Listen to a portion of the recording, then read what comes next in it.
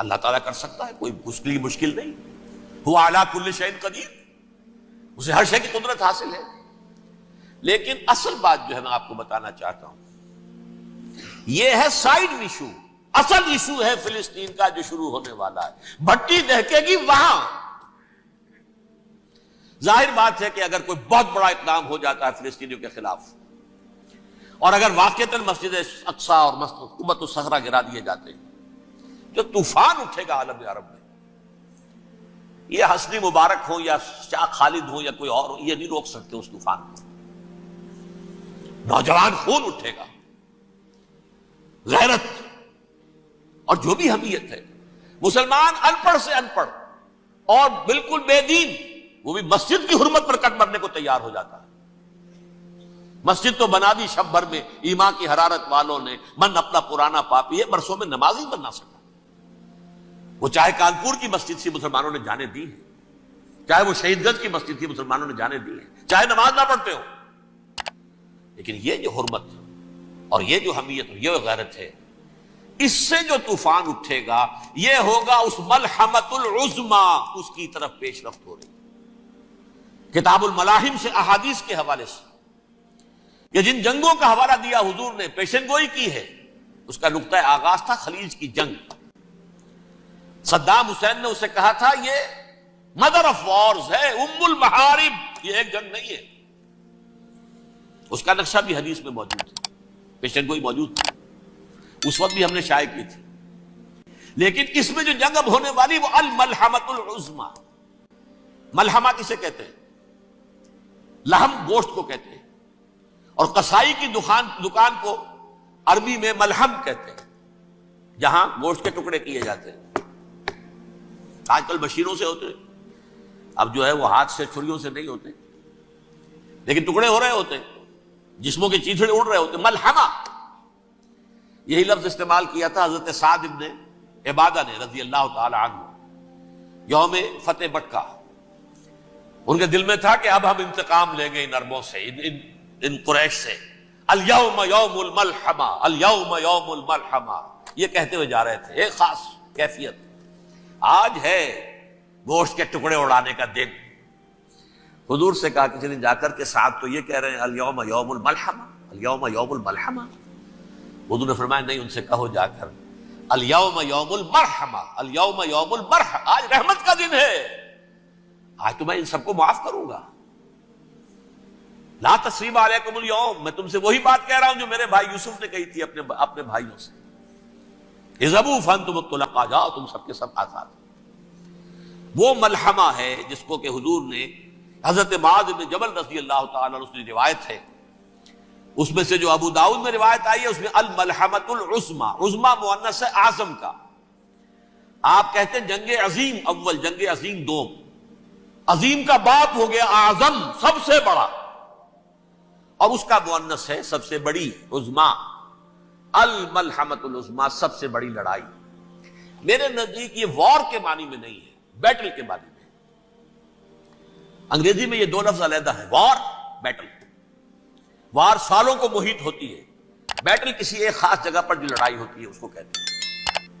حضور کے اور قریش کے درمیان 6 سالہ وار تھی، جنگ تھی. لیکن battles, battle of Uhud, battle of Badr, یہ بیٹلز تھی، لڑائیاں تھی.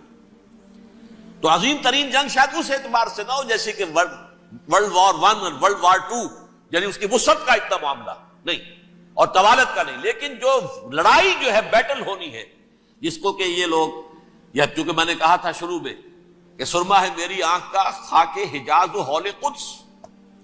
نیو ٹیسٹمنٹ کی آخری کتاب ہے the book of Revelation, Revelation of Saint جان.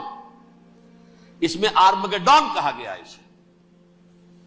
ہر مجدون، یہ عبرانی لفظ ہے. ہر کہتے ہیں اونچی جگہ کو، سطح مرتفع. مجدون میگیڈو، میگیڈو ایک وادی ہے، مرتفع، وادی مرتفع. یہ ہے واقع لبنان، اسرائیل اور شام کے درمیان جو ٹکڑا، جو ٹرائنگل بنتی ہے، یہ ہے. یہاں پر بڑی جنگ لڑی جائے گی، اور یہ جنگ صلیب ہوگی جو کہا ہے بش نے. یہ جنگ صلیب 2nd ملینیم شروع ہوئی تھی تو پہلی صلیبی جنگ ہوئی تھی. 3rd ملینیم شروع ہوا ہے، یہ 2nd صلیبی جنگ ہے، یہ کروسیڈ ہے. اور میں اس مرتبہ امریکہ گیا تھا تو پہلی مرتبہ مجھے وہاں ایک رسالہ ملا ٹرمپٹ نام کا. یہ امریکہ کے جو بہت ایکسٹریمسٹ قسم کے پروٹیسٹنٹس ہیں، یہ ان کا رسالہ ہے، اور ان کے بارے میں اب کہا جا رہا ہے وہ کرسچین زائنسٹ ہیں. آپ شاید پہلی مرتبہ یہ لفظ سن رہے ہو. زائنسٹ تو ہم سمجھتے ہیں یہودیوں کو، کرسچین زائنسٹ وہ ہیں جو ہیں تو عیسائی پروٹیسٹنٹس ہیں، لیکن اسرائیل کے وہ حمایتی یہودیوں سے بڑھ کر ہیں. یہ میری کسی پہلی تقریر میں شاید بہت سے حضرات کو یاد آ جائے، میں نے کہا تھا 4 سال پہلے ہمارا تنظیم اسلامی کا ایک کنونشن ہوا تھا ہیوسٹن میں، امریکہ کا جنوبی علاقے کا شہر ہے. ایک سیشن اس میں ہم نے رکھا تھا انٹرفیتھ، ایک عیسائی کو بلایا تھا، ایک یہودی بہت بڑا وہاں کا عالم ہے اس کو بلایا تھا.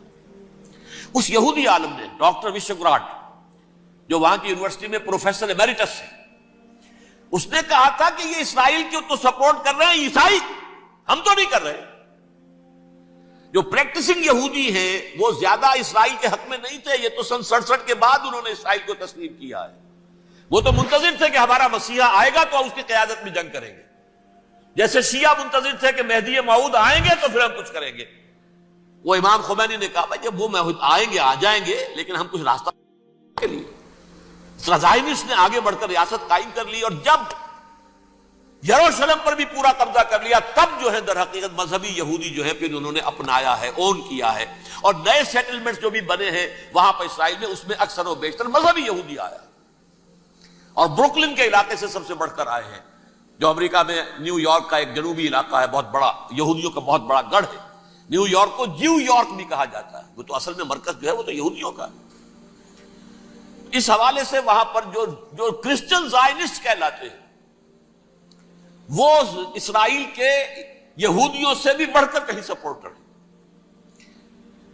بہرحال اس دوسری صلیبی جنگ کا معاملہ جو میں کہہ رہا تھا ٹرمپٹ نامی رسالہ، اس کا ایک مضمون ہے دی لاسٹ کروسیڈ. اب یہ آخری کروسیڈ ہے جو شروع ہونے والا ہے. میں تو حیران ہوں کس قدر کھل کے وہ باتیں کرتے ہیں. رومن کیتھولکس کو وہ کہتے ہیں کہ یہ شیطان ہے، یہ پوپ شیطان ہے، یہ یورپ کو اس نے جمع کیا ہے کرسچینٹی کی بنیاد پر، اور اس میں زیادہ تر کیتھولکس ہیں. آپ کو معلوم ہے برطانیہ بڑی مشکل سے شامل ہوا ان کے ساتھ، اس لیے کہ وہ پروٹیسٹنٹ کا سردار تھا، ابھی پوری طرح نہیں ہے.